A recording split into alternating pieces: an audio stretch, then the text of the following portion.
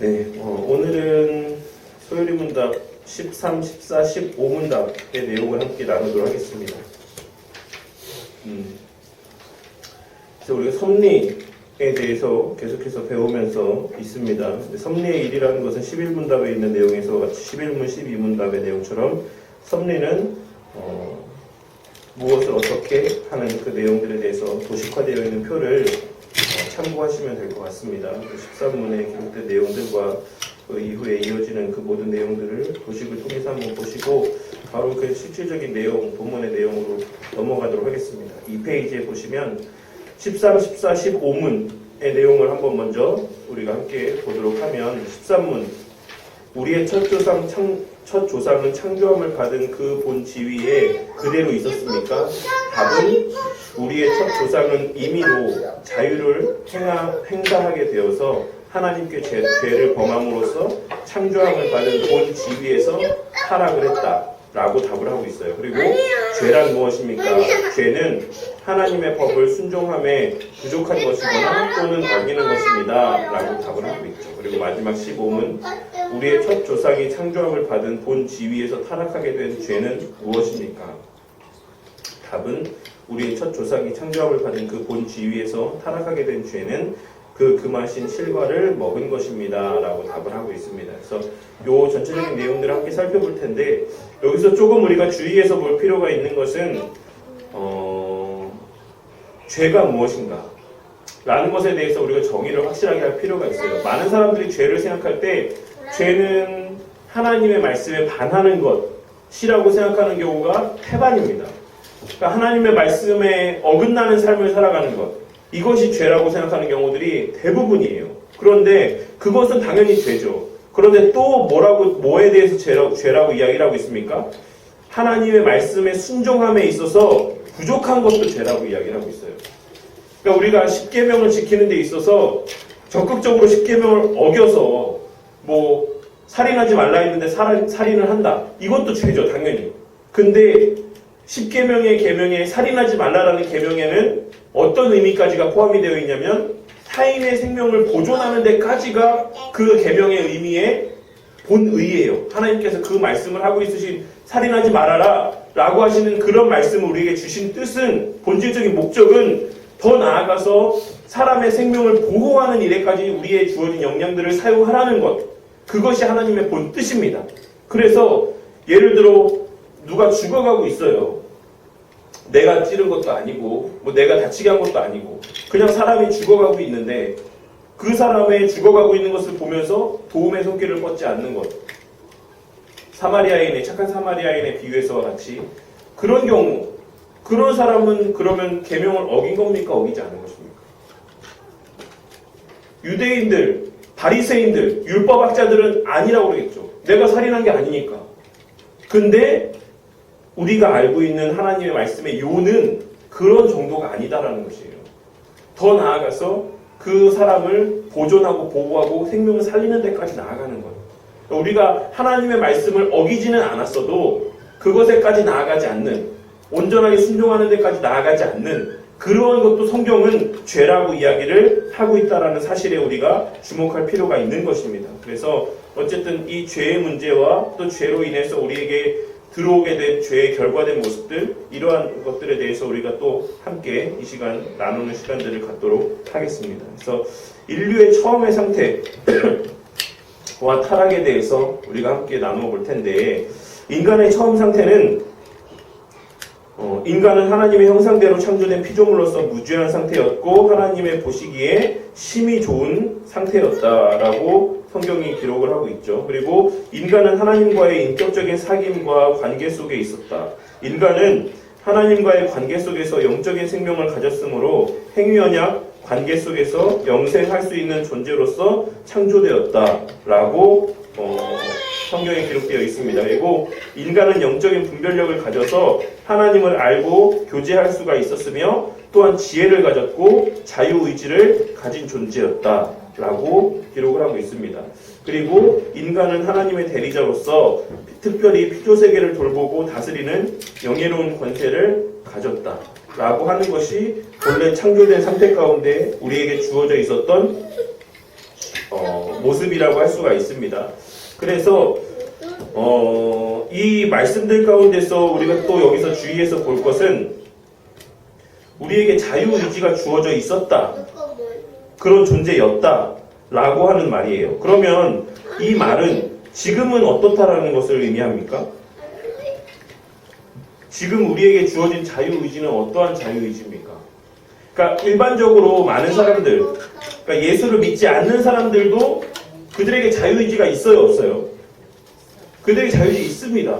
그들이 먹고 싶은 거 먹고, 하고 싶은 거 하고, 뭐 어쨌든 자기 원대로, 자기 뜻대로, 자기 바람대로 그렇게 하면서 살아가고 있죠. 근데 그때의 자유의지와, 그러니까 아담이 가졌던 자유의지와 지금 예수 믿지 않고 있는 사람들이 가진 자유의지의 차이점이 어떤 게 있을까요? 좀 크게. 네.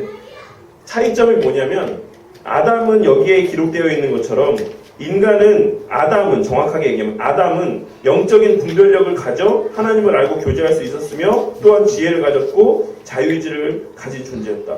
영적인 분별력을 가졌다는 것이에요. 그러니까 선한 일을 할 수 있는 자유의지가 있었다는 것이죠. 물론 악한 일을 할 수 있는 자유의지도 그에게 부여되어 있지만, 하지만 지금 이제 바깥에서 다니고 있는 예수를 알지 못하는 사람들, 교회를 다니지 않는 사람들, 이러한 사람들은 어떻습니까? 선한 자유의지. 그러니까 하나님 편에서 봤을 때 선한 자유의지는 없는 거예요. 그들에게 박탈된 것입니다. 그들이 행하는 모든 것은 다 악할 뿐인 것이에요. 근데 여기서 하나의 좀 오해가 있을 수 있잖아요. 의문이 들 수 있지 않습니까? 아니, 예수 믿지 않는 사람들도 뭐 이렇게 좀 불쌍한 사람들에게 자선 활동을 펼치고 또 그들을 위한 삶을 살아갈 수 있고, 또 예전에도 제가 여러 번 말씀을 드렸던 것처럼 뭐 마더 테레사 같은 이런 사람들은 평생의 삶을 아프리카에서 그렇게 고통받는 사람들을 위해서 살고, 그런 것은 선한 것이 아닙니까? 라고 이야기할 수가 있죠. 근데 그 사람들이 누구를 위해서 그 일을 했느냐라는 것이에요. 누구를 위해서. 물론 그 사람들의 입장에서 스스로 얘기하기에는 다른 사람들을 위해서라고 이야기하겠죠. 다른 사람들을. 근데 좀 더 우리가 깊이 있게 생각을 해보면 본질적으로는 뭐 때문입니까? 자기를 위해서요. 그러니까 그걸 통해서 내가 어떤 유익을 누리겠다. 그게 아니라 내가 그렇게 해서 사람들한테 좋은 평판을 받겠다. 그런 정도의 것, 그런 저급한 어떤 그런 정도의 얘기를 하는 게 아니라 그 사람들은 그것이 옳다고 생각되어지는 본인의 가치 때문에 그 일을 하는 겁니다. 하나님의 영광을 위해서가 아니라 내 신념상, 내 가치상, 내 판단상 내가 알기로, 내가 배워온 내 지식 가운데 이렇게 하는 게 옳은 것이다. 이렇게 하는 게 선한 것이다. 라고 하는 자기 생각 때문에 그렇게 한 거예요. 하나님과는 아무 상관이 없는. 결국에는 그렇게 함을 통해서 나는 내 신념대로 살았고, 나는 내가 옳다 여겨지는 대로 살았고, 나는 내 나름의 선한 삶을 살았다라고 스스로 그렇게 생각하기 위한 선한 삶을 사는 겁니다. 모양은 다를지언정 어떤 사람은 뭐 자기의 배를 불리는 게 최고의 가치이기 때문에 그냥 내 먹고 마시고 좋은 집 사고 좋은 차 타고 자녀들 잘 키우고 이게 최고의 가치라고 해서 어떤 그런 삶을 사는 것처럼, 똑같은 맥락에서 이 사람들은 이타적이고 타인을 섬기고 먹이고 그런 삶을 살았던 거예요. 모양으로 따졌을 때 예수 믿지 않는 사람, 하나님 믿지 않는 사람, 하나님을 섬기지 않는 사람, 이런 사람이 왔을 때 이 둘 사이의 삶은 천지 차이죠. 천지 차이예요.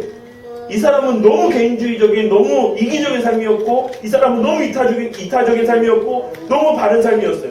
근데 이게 하나님께 비춰졌을 때 똑같은 삶이라는 거예요.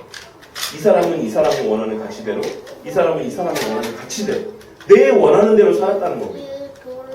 그러니까 이러한 맥락에서 오늘날 살아가는 밖에 있는 사람들은 하나님의 뜻이 무엇인지를 모르기 때문에, 더 나아가 하나님의 존재도 모르기 때문에, 혹은 알면서도 인정하지 않기 때문에 그들이 행하는 모든 것은 악할 뿐이다라고 성경은 정의하고 있다는 것입니다. 외적으로 보여지는 행동이 교회 안 다니는 사람은 악하고 교회 다니는 사람 선하고 이런 정도의 분류를 얘기하고 있는 것이 아니라 교회 안에서 이 다니는 사람 중에서도 인간적인 기준으로 봤을 때는 죄를 짓는 사람 많죠. 남 등쳐먹는 사람도 많죠. 맨날 거짓말하는 사람도 많고 여러 가지 도덕적인 성품에서 좀 뒤떨어지는 사람들도 많이 있습니다. 교회 밖에도 얼마든지 거짓말하지 않고 세상 사람들이 표현하기로 법 없이도 살만한 그런 사람들이 많이 있어요. 그런데 선과 악이라는 것은 그런 인간의 기준에 따라 나뉘어지는 것이 아니다라는 것을 우리가 기억하셔야지만 돼요. 하나님께 있다라는 것이에요. 나중에도 그런 얘기들을 말씀을 드리겠지만 선악의 기준이라는 것은 하나님께 그 기준의 중심이 있다는 것을 기억해야지만 됩니다.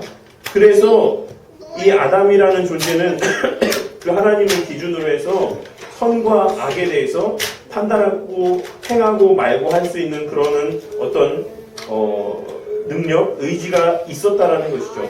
그리고 왕 같은 권세도 있었고 그러했다라는 것이 인간의 처음 상태에 대해서 증거하고 있는 성경의 말씀인 것이고 그러했던 아담과 하와가 타락을 하게 됩니다. 타락의 동기는 사탄의 유혹이죠. 먼저 뱀의 형태를 한 사탄이 하와를 거짓으로 속여서 유혹을 했습니다. 성경은 이 뱀이 곧 마귀, 곧 사탄이라고 했으며 그는 거짓으로 온 세상을 속이는 자라고 했다. 그는 본래 하나님을 수종드는 천사였으나 심히 교만하여져서 하나님을 대적하고 범죄함으로 내어 쫓김을 받은 악한 천사다라고 성경은 기록하고 있습니다. 그는 또한 이 세상 임금, 공중의 권세 잡은 자, 강한 자, 악한 자, 온 천하를 꿰는 자라고도 불린다. 그는 모든 죄의 근원이 되며 항상 하나님을 대적하고 그의 사역을 방해한다. 그는 잠시 동안 이 세상의 권세를 가졌으나 그러한 그의 능력과 권세는 항상 하나님에 의해서 통제되고 제한되어 있다라고 성경이 말씀하고 있는 바죠. 그래서 우리가 사탄에 대해서 갖고 있는 오해가 크게 두 가지가 있어요. 하나, 사탄은 지나치게 큰 존재로 본다. 그래서 마치 하나님과 동등한 위치에 있는 대상인 것처럼 하나님의 뜻에 반해서도 사람을 어찌할 수 있는 것처럼 그렇게 생각하는 경우들이 있죠. 일반적인 이단들이 그렇게 생각을 합니다. 귀신과 관련된 귀신론을 펼치는 많은 그러한 박태선 계열에 있는 많은 이단들이 어떤 그러한 성향들을 갖고 있기 때문에 사람들이 병에 걸린 것도 귀신 때문에 그렇다. 집에 우환이 든 것도 귀신 때문에 그렇다. 자녀들이 말을 안 듣는 것도 귀신 때문에 그렇다. 남편이 늦게 들어오는 것도 귀신 때문에 그렇다. 아내가 나한테 순종하지 않는 것도 귀신 때문에 그렇다. 이런 모든 것들을 이런 식으로 얘기하는 거예요. 그래서 우리가 막 기도로 약한 영을 물리쳐야 된다. 막 이런 어떤 사단과 선과 악의 대립구조로 세상을 바라보는 것. 이것이 우리가 사단에 대해서 갖고 있는 하나의 큰 오해. 또 하나, 지나치게 사단에 대해서 경계하지 않는 것. 사단은 마치 내 밑에 있고 나는 사단의 모든 뜻을 다 알고 내가 사단의 머리 꼭대기에 앉아있다라고 생각하는 생각을 갖고 살아가는 사람들. 절대 그렇지 않습니다.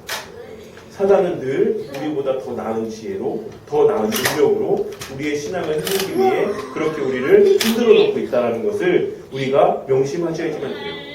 지금 잠깐 이 세상에 살아가는 이 동안에는 천사나 혹은 마귀나 하나님보다는 열등하지만 우리보다는 좀 더 나은 위치에서 하나님의 일들에 수종을 들고 있는 거예요. 그러니까 우리가 사탄을 지나치게 격상시켜서 하나님과의 대립적인 존재로 보는 것도 잘못됐지만 사탄의 위치를 지나치게 격화시켜가지고 우리 밑에 있는 것처럼 생각하는 것도 잘못된 세계관이다라는 것을 기억하셔야지만 돼요. 그래서 늘 주의하고 늘 이것이 사단의 괴계일까 아닐까, 사단의 미혹일까 아닐까, 그런 것들을 말씀에 비추어서 부지런히 살피지 않으면 우리는 부지불식간에 사단의 미혹에 넘어져서 그렇게 하나님을 근심케 하는 행동들을 행하여 가게 될 수 있다는 것을 마음에 새기고 살아야지만 된다라는 사실입니다. 그리고 또 하나, 이 말들 가운데 있는 말 중에 하나인데 모든 탓을 사단에게로 돌리는 거. 그것도 우리가 갖고 있는 하나의 또 되게 잘못이죠. 사단 때문에, 마귀 때문에. 근데 그런 말을 누가 했습니까? 하와부터, 아담부터가 그런 말들을 했어요. 하나님께서 주신 짝 때문에, 결국 마귀 때문에 제가 죄를 졌습니다. 근데 우리의 죄는 우리 때문에 짓는 거예요. 우리의 마음에 원대로, 우리의 육신의 바람대로 그런 욕심에 넘어져서 죄를 범하는 것입니다. 다만 그거를 더 보암직하게, 더 그럴듯하게 보여지게 할 수는 있죠. 근데 우리를 억지로 막 그렇게 죄를 짓게끔 그렇게 하지는 않는다라는 것이죠. 우리는 우리 스스로가 우리에게 주어진 그러한 의지로 그렇게 죄를 행하면서 살아간다는 것을 꼭 명심해야지만 되겠습니다. 그래서 항상 하나님을 대적하고 그의 사역을 방해했다. 에덴 동산에서 선악을 알게 하는 나무의 실과를 따먹는 데부터 시작해서 끊임없이 가인을 통해서 아벨을 죽이게 만들어서 하나님의 그 구원의 역사를 끊어지게 만들고자 하고, 그 수많은 방해의 공작들을 통해서 애굽의 바로를 통해서 이스라엘 백성들을 핍박하고 죽이고 해서 그렇게 하나님의 역사를 방해하고자 하고, 수많은 역사들을 통해서, 과정들을 통해서 하나님의 일들을 방해하고자 했지만 하나님의 역사는 지금까지 면밀하게 계속해서 흘러져 내려왔다라는 것이죠. 그러한 것에 우리가 또한 소망을 두고 살아가야지만 되는 것이라고 할 수가 있습니다. 그래서 이러한 점에 있어서, 이러한 내용들에 있어서 우리에게 많은 유익을 주는 책이 여러 번 말씀드렸지만 스크루테이프의 편지라는 책을 보시면, 물론 우리와 어떤 신학적인 약간 부합되지 않는 내용들도 간간히 섞여 있을 수 있지만 기본적인 골격에서는 우리의 신앙에 있어서 너무 많은 유익을 준다라고 할 수가 있어요. 거기서 기록된 내용들 가운데 우리가 정말로 처음에 너무 무식하고 너무 우리가 잘못 판단해가지고 이렇게 지금 교회가 세워졌다, 지금이라도 우리가 정신 바짝 차려가지고 이 사람들 교회는 가게 만들고 기도는 하게 만들되 그 기도의 방향이 사람을 향하고 그 교회를 가는 것이 하나님이 목적이 아닌 다른 것이 목적이 되게 하고, 또 교회를 가지 않게 만드는 것을 이번 주가 아니라 그냥 이번 주만 안 가는 것처럼 그런 식으로 언젠간 가도 되는데 이번 주만 쉬어라, 기도를 해도 되는데 오늘만 하지 마라, 지금만 하지 마라, 말씀 봐도 되는데 지금만 보지 마라, 이런 식으로 사람들에게 접근해야 된다. 이런 식으로 이제 기록이 되어 있어요. 이런 식으로 마귀는 지금 이 순간에도 우리의 신앙을 방해하기 위해, 하나님을 대적하기 위해 끊임없이 우리보다 더 나은 지혜와 우리보다 더 나은 능력으로 우리의 삶 가운데 개입하고 있다는 사실에 대해서 명심할 필요가 있습니다. 타락의 결과, 그렇게 해서 넘어진 결과가 무엇이었냐면 하나님의 즉각적인 저주가 임했습니다. 뱀과 원수가 됐고, 사탄과 원수가 됐고, 해산하는 고통이 더해졌고, 수고함으로 먹을 식물을 얻어야지만 됐고, 결국에는 흙으로 돌아가야지만 됐습니다. 그리고 에덴 동산에서 추방을 당하게 됐죠.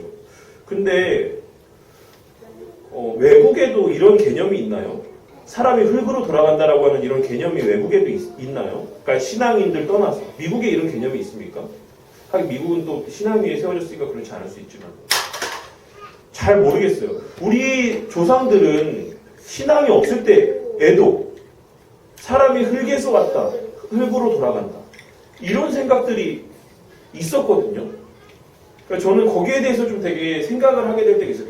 아예 기독교를 접하지 않아 본 사람들, 그러니까 하나님에 대해서 모르는 사람도 사람이 죽으면 흙으로 돌아간다라고 이야기했어요. 그러니까 돌아가셨다라는 표현. 그러니까 저는 이게 도대체 어디서 왔을까, 이런 사고가. 그런 것들에 대해서 한번 생각을 해본 적이 있었습니다. 물론 지금도 사실 그게 다 풀린 건 아니지만 어쨌든. 근데 1번의 첫 번째 저주는 이게 저주라 할 수 있나요? 뱀과 원수가 됐다. 사람에게 타락의 결과. 이거는 좀 우리가 생각해 볼 필요가 있어요. 어쨌든 이게 내용 가운데 있었기 때문에 그런데 뱀과 친해지게 된 게 저주 아닌가요? 사탄과 친해지게 된 게 저주 아닌가요?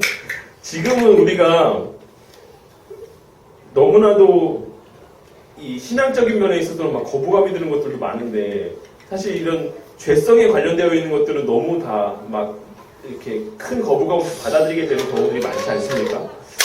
이게 저주일까? 요거는 한번 좀 생각해 볼 필요가 또 있을 거라고 생각합니다. 어쨌든 이런 어떤 명시되어져 있는 저주들이 즉각적으로 임했다라고 할 수가 있고, 그리고 인간 본성의 전적인 타락이 찾아왔습니다. 근데 전적 타락이 뭐라고 했죠? 완전하게 타락한 거라고 했습니까? 어떤 정도, 디그리의 정도라고 말씀을 드렸습니까? 아니면 범위라고 말씀을 드렸습니까? 범위예요, 범위. 완전하게 100% 타락을 했다는 게 아니고 모든 영역에서 전적으로 타락했다는 것이에요. 모든 생각, 모든 행동, 이 세상에 존재하는 모든 전 영역에 있어서 모든 것이 본성의 모든 생각이나 행동이나 뭐 말이나 모든 면에 있어서 인간에게 내재되어 있는 요소들, 인간을 구성하는 모든 본성의 요소들이 다 타락했다라는 의미지 100% 완전하게 타락했다라고 하는 정도를 의미하고 있는 것은 아닙니다. 그리고 하나님과의 영적인 관계가 깨어졌다라는 것이죠. 저는 이게 본질적인 죽음이라고 이야기를 했습니다. 이게 가장 중요한 것이다라고 할 수가 있어요. 이 결과로서 나머지의 모든 것들이 찾아오는 것이다라고 말씀드렸습니다. 인간의 사회적 관계가 깨어지게 되고, 이 부분에 대해서는 예전에 우리 세가족반을 나누면서도 말씀을 드린 적이 있죠. 하나님의 범죄함을 통해서 여러 가지 관계들이 다 깨졌다라고 하는 것. 사람과 사람 사이의 관계가 깨지고, 사람과 환경 사이의 관계가 깨지고, 하나님과 인간 사이의 관계도 깨지고, 이렇게 돼서 생태 환경이 파괴가 되어지고, 사회적으로 고립이 이루어지고, 사회적인 어떤 소외되는 계층들이 발생을 하게 되고, 나만 잘 살면 된다라고 하는 어떤 이기주의적인 그러한 요소들이 세상 가운데 파고 들어와지게 되고, 이 모든 것들이 죄와 타락의 결과다라고 성경은 말씀을 하고 있어요. 그리고 결과적으로 완전한 죽음, 영적인 죽음과 또한 육적인 죽음의 과정을 맞이하게 된다는 것이죠. 그래서 이런 것들이 타락의 결과로 우리에게 찾아오게 될 것입니다. 그리고 거기에 관련된 말씀들이 창세기 3장, 이사야 14장, 베드로전서 5장, 유다서 1장에 기록된 말씀들이 그러한 내용들이 또한 언급이 되어지고 있습니다. 그리고 이제 원죄의 본질에 대해서 인간의 불신앙과 교만, 그리고 불순종, 에 대한 내용들. 원죄의 원인은 하나님과 그의 말씀에 대한 불신앙이며, 그 본질은 피조물이 하나님과 대적하여 그와 같아지려는 영적인 교만과 그의 명령에 대한 불순종이라고 할 수가 있습니다. 그래서 가장 중요한 핵심은 하나님과 같아지기 위함입니다. 하나님 밑에 있고 싶지 않아 하는, 하나님 앞에 다스림 받고 싶어 하지 않는 그런 마음을 가졌던 거예요. 그런데 제가 지난주에도 말씀을 드렸지만, 하나님께서 그것을 사망의 형벌로 막아놓으신 이유가 뭐라 했습니까? 그 하나님의 통치 아래에 있는 게 인간에게 있어 가장 좋은 상태이기 때문에 그것을 빼앗기게 하고 싶지 않으신 하나님의 사랑의 발로가, 너 이거 먹으면, 이거 따면, 이런 행동들을 하면 너 이거 잃어버려. 너 결국에 나와의 관계가 깨져. 가장 좋은 상태가 흐트러져. 이런 말씀을 하고 있으신 거예요. 경고하고 있는 겁니다. 그만큼 좋기 때문에. 그러니까 그와 같은 맥락에서 많은 사람들이 도대체 선악을 알게 하는 나무의 실과를 왜 먹지 말게 하셨는가? 왜 그것을 동산 가장 나무의 중앙에 그것을 심어 놓으셨는가? 왜? 가장 잘 보이는 자리에 왜? 유혹 받으라고. 왜 그것을 따먹을 줄 아셨으면서 왜 거기다 놓으셨을까? 다른 데 봤으면 안 먹었을까요? 가장 중앙에 놓으신 거는 그것 또한 하나님의 은혜의 방편이다라고 제가 예전에 한번 말씀을 드린 적이 있었어요. 무슨 말이냐면, 인간에게 있어서 가장 좋은 상태가 어떤 상태라고 좀 전에 말씀드렸습니까? 하나님의 통치 아래에 있으며 하나님과 관계를 갖고 살아가는 삶이 인간이 누릴 수 있는 가장 극치의 즐거움이에요. 근데 그거를 무엇을 통해 알 수 있냐면, 선악을 알게 하는 나무의 실과를 통해 알 수 있다는 거예요. 나에게 명령을 하신 대상이 있구나. 하나님의 통치라는 게 있구나. 그 하나님이 나와 함께 하시구나. 그것을 증거해주는 가장 확실한 수단이 선악을 알게 하는 나무입니다. 그것을 동산 가장 중앙에 놓으셨다라고 했어요. 어디를 가도 보이게, 어디를 가도 하나님의 통치에 대해서 인지할 수 있게, 어디를 가도 하나님의 살아계심에 대해서 잊지 않도록 그것을 하나님께서 보여주신 겁니다. 가시적으로. 봐라, 나는 너와 함께한다. 그러니까 선악을 알게 하는 나무의 실과는 한편으로는 하나님의 실존의 증거입니다. 하나님의 의미의 확증적 선언의 의미를 갖고 있어요. 그래서 하나님께서 선악을 알게 하는 나무의 실과를 동산 가장 나무의 그 동산의 중앙에 놓으신 거예요. 내가 너와 함께한다. 그리고 나와 함께하는 지금의 이 상황이 너에게 가장 좋은 상황이다. 근데 마귀는 그렇게 생각하지 않았죠. 마귀는 그렇게 이야기하지 않았죠. 아니다. 그거를 먹으면 너는 이제 너를 제약하는 아무것도 없어질 것이고 네가 왕이 되고 네가 하나님이 되고 너가 주인이 될 것이다.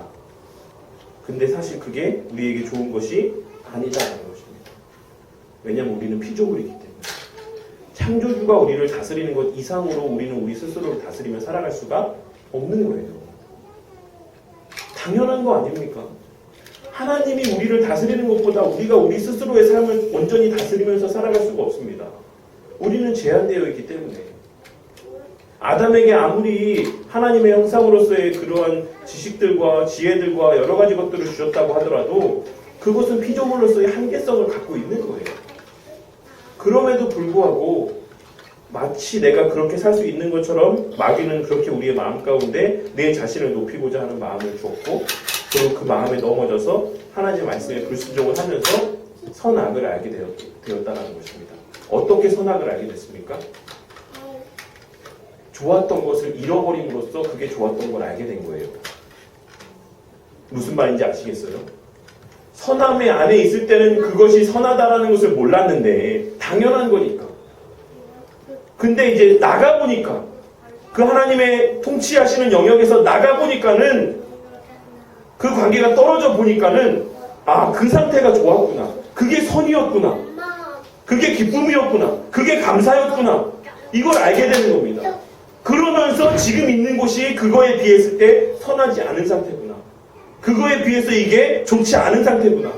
그런 맥락에서 선과 악을 알게 되는 어떤 그런 결과적인 어떤 모습을 이야기하고 있는 것이지 그 자체가 어떤 선악을 분별할 수 있는 능력을 주는 어떤 그런 나무의 실과가 아니다라는 것이 어떤 특별한 나무가 아니다라는 것입니다. 단지 그렇게 돼서 하나님께서 그 관계를 떨어지게 만드심으로 통해서 선이 선인 것을 알게 되고 그 선이 선인 것을 알게 됨으로 말미암아 그렇지 못한 상태에 있는 내가 악한 상태구나라는 것을 결과적으로 알게 된다는 것이에요. 그래서 선악을 알게 하는 나무의 실과다라고 이야기를 하는 것입니다.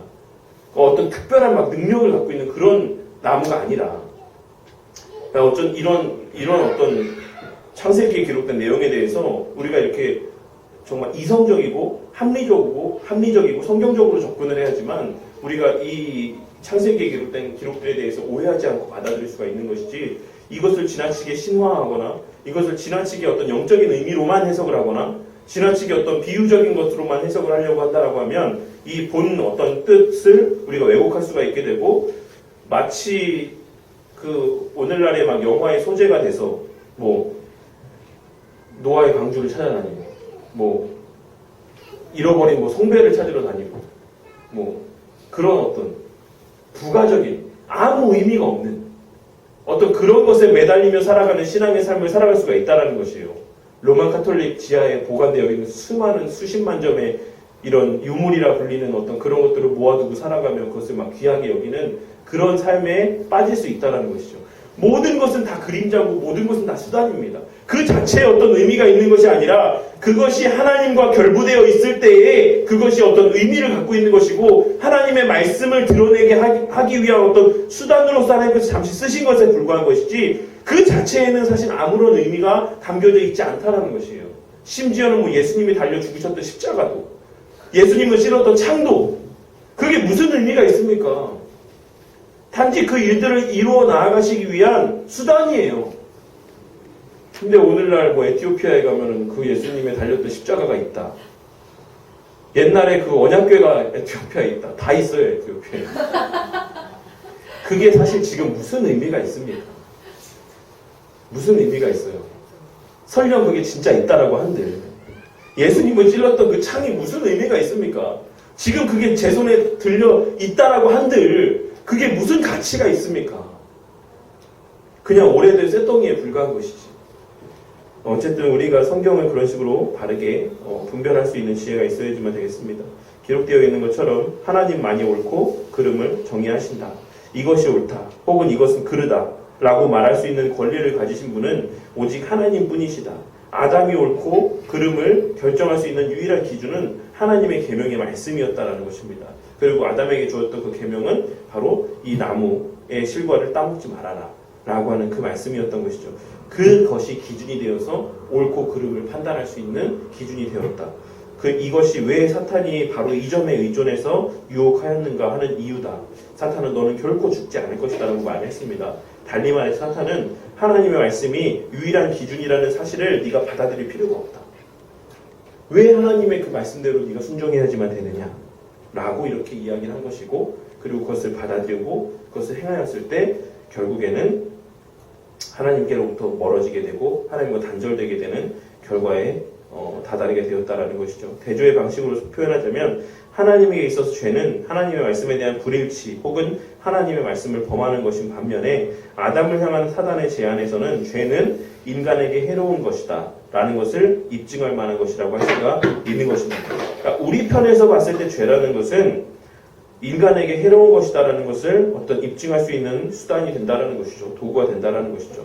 요한복음 8장에 너희는 너희 아비 마귀에게서 났으니 너희 아비의 욕심을 너희도 행하고자 하느니라. 저는 처음부터 살인한 자요 진리가 그 속에 없으므로 진리에 서지 못하고 거짓을 말할 때마다 제 것으로 말하나니 이는 저가 거짓말쟁이요 거짓의 아비가 되었음이니라 라고 그렇게 마무리를 하고 있습니다. 그래서 어쨌든 인간의 타락과 타락의 결과에 대해서 이런 식으로 언급을 하고 있다라고 할 수가 있습니다. 그래서 어쨌든 우리가 창세기에서 사실 오해하고 있는 부분들이 많아요. 뭐 계시록만큼이나 요한계시록에 기록된 말씀만큼이나 사실 창세기에 기록된 창조기사 가운데에서의 하나님이 하신 일들에 대해서 우리가 오해하고 있는 부분들이 많고, 하나님의 사랑을 곡해해서 마치 하나님이 너무하신 분인 것처럼, 하나님이 지나친 요구를 하신 분인 것처럼 우리가 그렇게 하나님에 대해서 생각하며 선악을 알게 하는 나무의 실과를 동산중앙에 두신 것에 대해서 불평불만하며 교회 다니지 않는 사람들이 그것을 걸고 넘어지면 질문할 때 우물쭈물 얼버무리며 넘어가게 되는 경우의 모습들을 너무나도 흔하게 보게 됩니다. 하지만 그거는 우리가 얼버무리면서 우물쭈물할 거리가 아니에요. 선악을 알게 하는 나무의 실과를 두신 것은 하나님의 사랑인 것이고, 그를 사망의 형벌로 금하신 것 또한도 하나님의 사랑의 모습입니다. 참고로 그래서 제가 지난 시간에 이 창조 때의 이 생명 언약을 가리켜서 그것도 은혜 언약이다라고 말씀을 드렸었는데, 사실 이 창조 언약, 이 생명 언약과 구속 은혜 언약은 이제 나중에 새롭게 예수님을 통해서 맺어진 그 언약, 성취된 언약, 그것과 대조되는 의미에서의 어떤 의미를 띠고 있긴 하지만, 메르디스 클라인이라고 하는 그 신학자는 어떤 그러한 맥락에서 이것도 은혜라는 측면에서 이 처음에 생명 언약도 은혜 언약으로 우리가 봐야지만 된다라고 주장을 합니다. 저는 그 말씀에 동의를 하고, 그러한 맥락에서 우리는 지난 시간에도 이 창조 관련된 이 구속 언약 가운데서 제가 은혜 언약이라는 말을 사용을 한 거예요. 그래서 어떤 그런 용어상의 차이에서 오는 어떤 혼동이 없었으면 합니다. 본질적으로는 하나님께서 우리와 약속을 해주셨다는 것 자체가 은혜다라는 사실을 우리가 기억을 하고, 우리는 우리 스스로의 욕심에 이끌려서, 물론 사단이 매개가 되긴 했지만 우리 자신의 스스로의 욕심에 이끌려서 죄를 범하게 되었고, 이 세상이 타락하게 되었고, 죄를 범하게 되었고, 완전하게 하나님과 멀어질 수밖에 없었다라고 하는 것이 오늘의 내용까지 이야기하고 있는 핵심이라고 할 수가 있어요. 그와 같이 아무 소망이 끊어진 상태, 그러니까 아무런 소망도 가질 수 없는 상태, 아무런 이 상황에서 탈출할 수 있는 그 길이 없는 그 상태, 그 상태가 되었다 라고 하는 것까지가 오늘 15문이 우리에게 증거하고 있는 내용의 핵심입니다. 이제 그러한 자들에게 하나님께서 또 어떤 은혜들을 베풀어 주셨는가 라고 하는 것들을 이제 16문에부터 이어져 나아가는 내용들을 통해서 살펴보는 시간을 갖도록 하겠습니다.